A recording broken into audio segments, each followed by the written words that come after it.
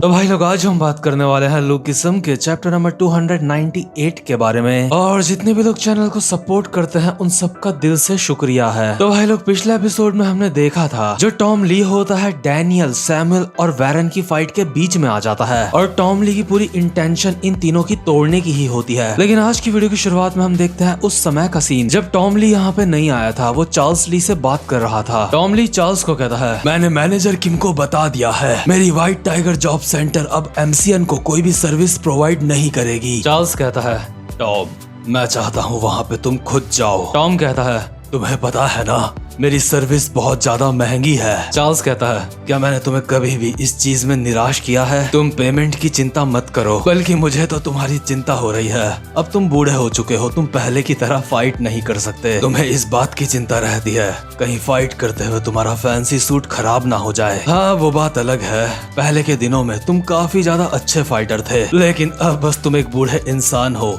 जिसके नुन्नू में कुछ दिक्कत है। टॉम क्या तुम सच में उन बच्चों को हैंडल कर पाओगे? और यार वैसे जो चार्ल्स होता है वो बस टॉम ली के साथ मजाक कर रहा होता है। भले ही टॉम ली अब जवान नहीं रहा, लेकिन चार्ल्स को अब भी पता है कि टॉम ली काफी ज्यादा खतरनाक इंसान है। उसे फाइटिंग जीनियस ऐसे ही नहीं बुलाया जाता था। तो खैर अभी हम देखते हैं प्रेजेंट मूवमेंट का सीन जहाँ पे टॉम ली वैरन, डैनियल और सैमुअल के सामने होता है। वैरन अचानक से टॉम के पेट में एक खतरनाक सा मुक्का मारता है। टॉम मुक्का खाते हुए भी कहता है, आजकल के बच्चे बहुत ही बेरहमी से फाइट करते हैं। और यार भले ही वैरन का मुक्का बहुत ज्यादा खतरनाक होता है, लेकिन इसके बावजूद भी टॉम ली को कुछ भी नहीं होता। टॉम मस्त करके अभी शोजू पी रहा होता है। वैरन कहता है, बुड्ढे मैं तुझसे बस ये पूछना चाहता हूँ, क्या तुझे इस मुक्के से बिल्कुल भी दर्द नहीं हुआ? वैरन अभी टॉम को देख के काफी ज्यादा हैरान होता है, क्योंकि वैरन के मुक्के से टॉम को कुछ भी नहीं हुआ होता। वैरन हैरान होकर अपने मन में सोचता है, ये साला ओली वैंग की तरह नहीं है जिसको दर्द महसूस नहीं होता। इसको मेरे मुक्के से दर्द तो होना चाहिए था,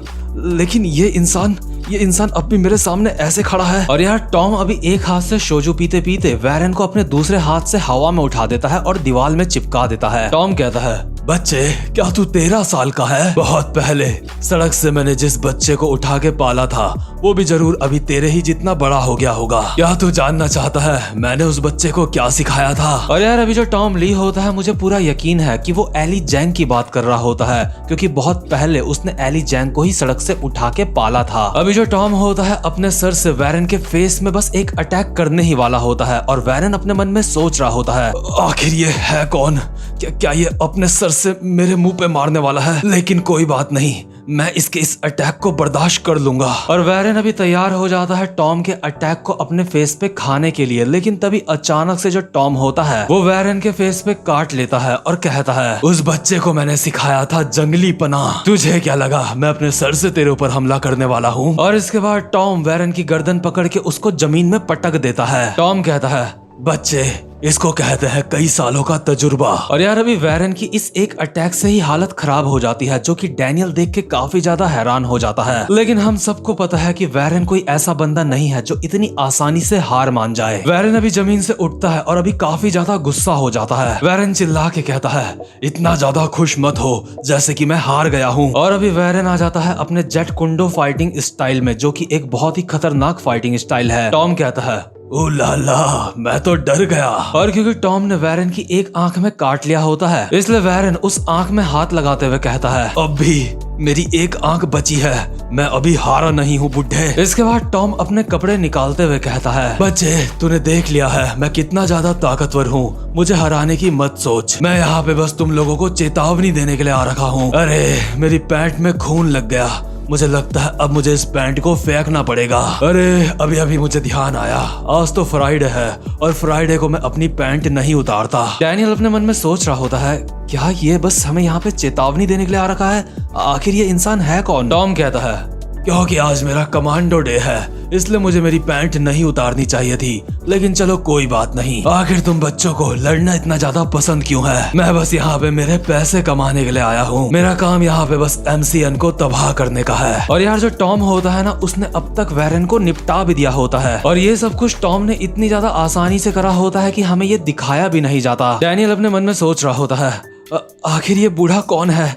इसने इतनी आसानी से वैरन को हरा दिया, और ये इंसान कह रहा है कि ये यहाँ पे बस एमसीएन को तबाह करने के लिए आ रखा है। कि क्या इसका मतलब ये है कि हमें इससे फाइट करने की जरूरत नहीं है। कि क्या अगर हम इससे फाइट नहीं करेंगे तो ये चुपचाप से यहाँ से चला जाएगा। तो खैर वैरन को निपटाने के बाद टॉम जाता है सैमुअल के पास। टॉम कहता है, लगता है तुझे मेरी बात अच्छे से समझ आ गई, इसलिए तू काफी ज्यादा शांत लग रहा है। बच्चे, तुझे देख के लगता है कि तुझे पता है तुझे अपना गुस्सा कहाँ पे दिखाना चाहिए और कहाँ पे नहीं। सैमुअल एक स्माइल के साथ कहता है, बॉस मेरी इतनी हिम्मत नहीं है कि मैं आपके खिलाफ जाऊं, क्योंकि वो आप ही हो जिन्होंने उनको ट्रेनिंग दी है। और यहाँ पे सैमुअल का मतलब होता है गन और गो से। टॉम कहता है, हाँ मैंने उनको काफी अच्छे से बड़ा करा है, लेकिन अभी मैं बता नहीं सकता कि उन दोनों में से अभी ज्यादा ताकतवर कौन है। अच्छा तो बच्चे, यही रीजन है जिस वजह से तू कुछ भी नहीं कर रहा है, लेकिन तुझे ऐसे शांत नहीं रहना चाहिए। क्या तू कुछ भी नहीं करेगा और सब कुछ बर्बाद होते हुए देखेगा, या फिर बच्चे तू अपने दिमाग में और कोई साजिश कर रहा है। तो यार वैरन अभी नॉकआउट हो चुका होता है और सैमुअल की हिम्मत नहीं हो रही होती टॉम के सामने बोलने की, यानी कि अब सिर्फ बचा होता है हमारा डैनियल। इसके बाद जो टॉम होता है गंजे प्रेसिडेंट को अपने कंधे में उठाता है और कहता है, तो कैसा रहेगा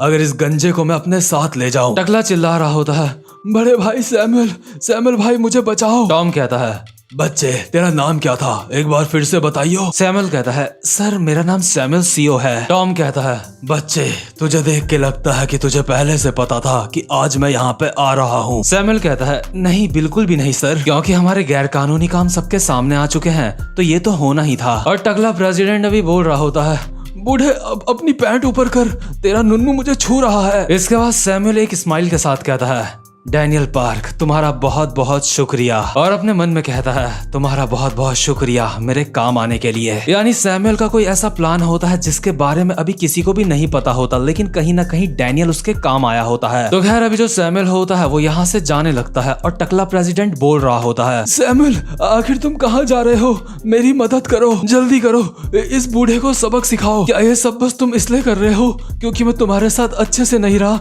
मैं वादा करता हूँ मैं आगे से तुम्हारे साथ काफी अच्छे से रहूंगा। सैमुअल यहाँ से जाते जाते कहता है, अलेक्जेंडर बुरा मत मानियो, बात बस इतनी सी है, अब मेरे पास मेरे नए गोल्स हैं। अब तक मेरे पास जीने के लिए कोई खास वजह नहीं थी, लेकिन अब मेरे पास मेरे नए प्लान्स हैं। मतलब यार ये तो पक्की बात होती है कि सैमुअल जरूर कोई ना कोई साजिश कर रहा है। टकला कहता है, आखिर तुम्हारा क्या मतलब है, तुम्हारे पास नए गोल्स हैं, प्लीज सैमुअल ब्रो मेरी मदद करो। डैनियल अपने मन में कहता है, क्या नए गोल्स, और इसने मुझे शुक्रिया क्यों करा। और वहीं जो टॉम होता है टकले को उठा के यहाँ से जा रहा होता है, उसको टकले की बिल्कुल भी चिंता नहीं होती। टकले का सर बार बार दीवार में टकरा रहा होता है, लेकिन तभी डैनियल टॉम ली को कहता है, एक्सक्यूज मी, यहाँ पे एक हिडन फ्लोर है जहाँ पे बच्चों को किडनैप करके रखा है, क्या आपको पता है कि वहाँ पे कैसे जाया जाता है? डैनियल अपने मन में सोच रहा होता है, मुझे उन बच्चों को बचाना होगा। टॉम ली सोजू पीते पीते कहता है, मैं पहले ही उनको वहाँ से बाहर निकाल चुका हूँ, मैं अपना काम परफेक्शन के साथ करता हूँ। डैनियल कहता है, क्या तुम उन्हें पहले ही वहाँ से निकाल चुके हो?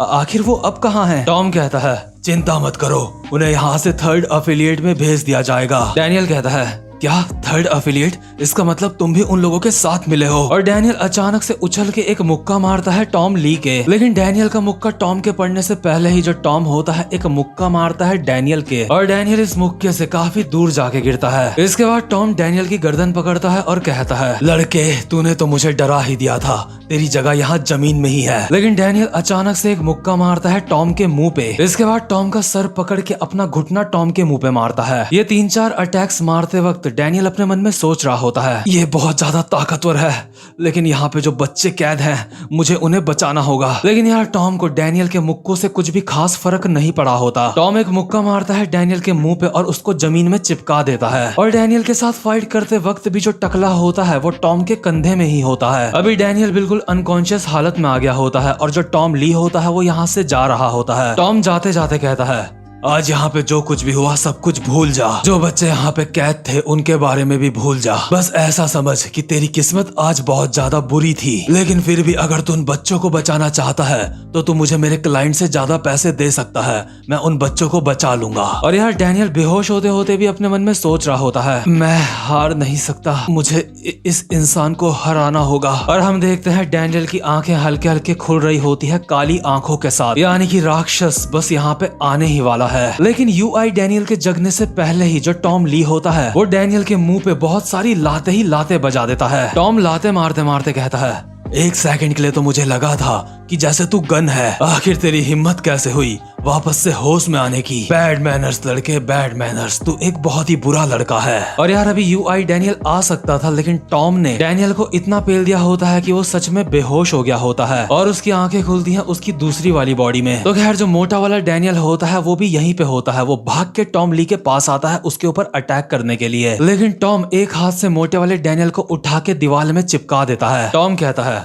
आखिर ये मोटा कौन है? क्या तू मेरे ऊपर छुप के अटैक करना चाहता था? वैसे ये बात मैं कहना तो नहीं चाहता था, लेकिन मुझे ऐसा लगता है जैसे मैं तुझसे पहले भी मिल चुका हूँ। और डैनियल अपने मन में सोच रहा होता है, नहीं, मैं इस तरह से बेहोश नहीं हो सकता, मुझे उन बच्चों को बचाना होगा। मुझे माफ करना लड़कियों, मैं तुम्हें नहीं बचा पाया। तो खैर यार यहाँ पे टॉम ली के सामने किसी की भी नहीं चलती। और अभी हम देखते हैं जो एली की बच्चियां होती हैं अभी एक कार में होती हैं। टॉम ली के साथ के बंदे इन लड़कियों को कार में बैठा के थर्ड एफिलिएट में ले जा रहे होते हैं वर्कर गैंग की। अभी इस कार के अंदर एली की बच्चियों के अलावा गैब्रियल और रॉबर्ट भी होते हैं और साथ में मैनेजर किम भी। रॉबर्ट मैनेजर किम को कहता है, आप सो जाओ, हम जल्द ही थर्ड एफिलिएट में पहुंच जाएंगे। जैसे ही हम इन दोनों लड़कियों को वहाँ पे छोड़ देंगे हमारा आज का काम खत्म हो जाएगा। मैनेजर किम, आपने हर बार की तरह आज भी काफी अच्छा काम करा है। मैनेजर किम कहता है, हे जोई और पार्क, तुम्हारा करियर कैसा चल रहा है? रॉबर्ट कहता है, ऑफ कोर्स वो काफी अच्छा चल रहा है, वो लोग हमें काफी अच्छे पैसे देते हैं। गैब्रियल कहता है, सही बात है, वैसे आप हमसे ये सवाल क्यों पूछ रहे हो? क्या हुआ, तुम कुछ ठीक नहीं लग रहे हो? मैनेजर किम कहता है,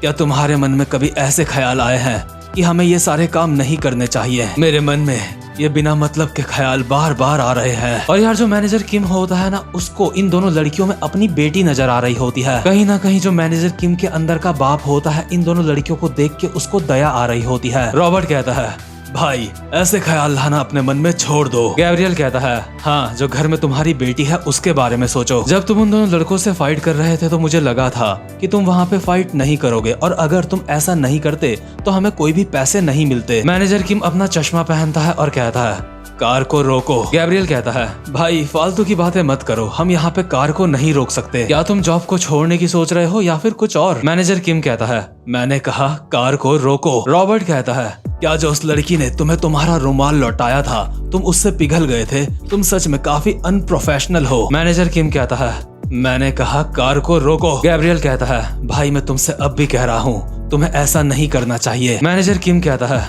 क्या तुम चाहते हो कि इस कार को मैं खुद रोकूं? तो खैर यहाँ का जो एटमॉस्फेयर होता है काफी ज्यादा सीरियस हो जाता है। अभी ये जो दोनों बंदे होते हैं मैनेजर किम को कहते हैं, क्या तुम्हें सच में लगता है इन दोनों लड़कियों को बचाते हुए तुम हमसे फाइट कर सकते हो? मैनेजर किम कहता है, मैं शर्त के साथ कह सकता हूँ, इन दोनों लड़कियों की नींद उठने से पहले ही मैं तुम दोनों को खत्म कर सकता हूँ। मैनेजर किम अपने मन में कहता है, मैं इस एज में भी झूठ बोल रहा हूँ, क्योंकि यार इन दोनों लड़कियों को बचाते हुए इन दोनों से फाइट करना सच में काफी ज्यादा टफ काम है। तो खैर अभी जो गैब्रियल और रॉबर्ट होता है कार रोक के अपने अपने चाकू बाहर निकाल लेते हैं और कहते हैं, व्हाइट टाइगर जॉब सेंटर को छोड़ने का मतलब तुम जानते हो ना मैनेजर किम? और मैनेजर किम के अभी दिमाग में बस वही बातें घूम रही होती हैं जैसा कि उसको वैरन ने कहा था। क्या तुम्हें खुद के ऊपर शर्म नहीं आती? जो लड़कियां यहाँ पे किडनैप है वो तुम्हारे बच्ची की उम्र की है। मैनेजर किम अपने मन में बोल रहा होता है, मुझे नहीं पता इन दोनों लड़कियों को बचाते हुए मैं इन दोनों से फाइट कर पाऊंगा या फिर नहीं, लेकिन मुझे लगता है मैं बिना किसी पछतावे के चैन से मर सकूंगा। मेरे मन में ये नहीं रहेगा कि मैंने कुछ गलत काम करा है। मैनेजर किम गैब्रियल और रॉबर्ट को कहता है, क्योंकि हमारे जॉब का समय खत्म हो चुका है इसलिए अभी मैं एक नॉर्मल फादर हूँ। तो खैर चाकू बाहर निकल चुके होते हैं, माहौल बन चुका होता है, लेकिन यहीं पे ये वाला एपिसोड खत्म होता है। उम्मीद करता हूँ कि आज की वीडियो भी आपको काफी ज्यादा अच्छी लगी हो। तो अगर आप चैनल पे पहली बार आए हो तो चैनल को सब्सक्राइब और वीडियो को लाइक जरूर से कर देना। अब मैं मिलूंगा आपसे अपनी नेक्स्ट वीडियो में, तब तक के लिए गुड बाय।